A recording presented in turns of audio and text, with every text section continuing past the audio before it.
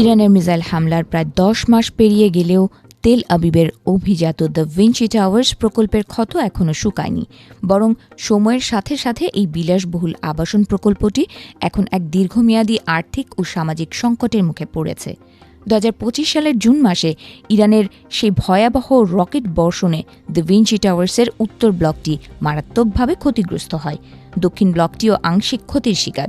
যদিও গত কয়েক মাসে দক্ষিণ ব্লকের মেরামতের কাজ অনেকটাই শেষ হয়েছে, তবুও এই আবাসন প্রকল্পের জৌলুস যেন আগের মতো আর ফিরছে না। বর্তমানে এই ভবনের বাসিন্দাদের মূল ফটক বা লবি ব্যবহারের সুযোগ নেই। তারা অনেকটা বাধ্য হয়ে পার্কিং গ্যারেজ দিয়ে নিজেদের ঘরে যাতায়াত করছেন।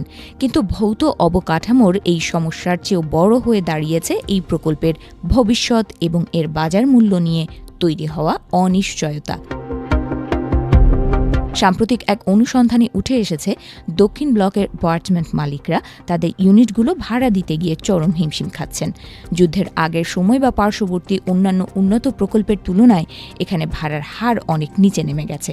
মজার ব্যাপার হলো, ইসরায়েলের প্রপার্টি ট্যাক্স অথরিটি ক্ষতিগ্রস্ত পরিবারের জন্য যে মাসিক ক্ষতিপূরণ নির্ধারণ করেছে, বর্তমান বাজার দর তার চেয়েও অনেক কম।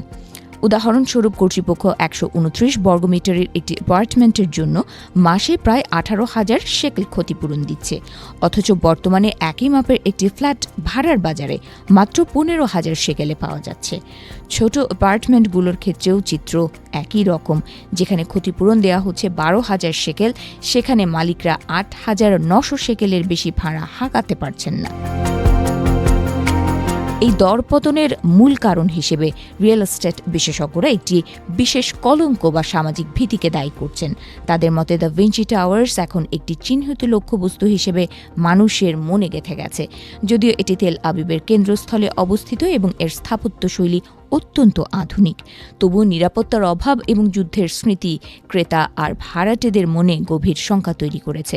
এছাড়া উত্তর ব্লকের পুনর্গঠন প্রক্রিয়া নিয়ে ধোঁয়াশা কাটছে না। অনেকে মনে করছেন আগামী ১.৫ বছরের মধ্যে মেরামতের কাজ শেষ হওয়া অসম্ভব।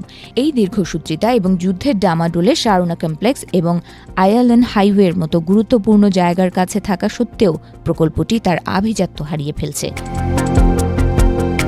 আর্থিক ক্ষতির পাল্লা আরও ভারী করছে ভবনের রক্ষণাবেক্ষণ ব্যয়। অ্যাপার্টমেন্টগুলো খালি পড়ে থাকলেও মালিকদের প্রতি মাসে প্রতি বর্গমিটারে প্রায় ১৮ শেকেল করে মেইনটেইন্যান্স ফি গুনতে হচ্ছে। এর ফলে একদিকে ভাড়ার আয় কমে যাওয়া এবং অন্যদিকে নিয়মিত উচ্চ ব্যয় মেটাতে গিয়ে অনেক মালিক দিশেহারা হয়ে পড়েছেন।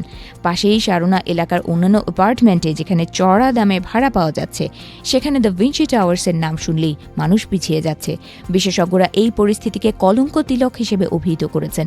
ইরান ও ইসরায়েলের এই ভূ রাজনৈতিক সংঘাতের ফলে সাধারণ বিনিয়োগকারী ও সাধারণ মানুষের সাজানো স্বপ্নগুলো কিভাবে ধূলিসাৎ হয়ে যায়, তেল আবিবের এই আকাশচুম্বী ভবন দুটি এখন তারই জীবন্ত সাক্ষী হয়ে দাঁড়িয়ে আছে।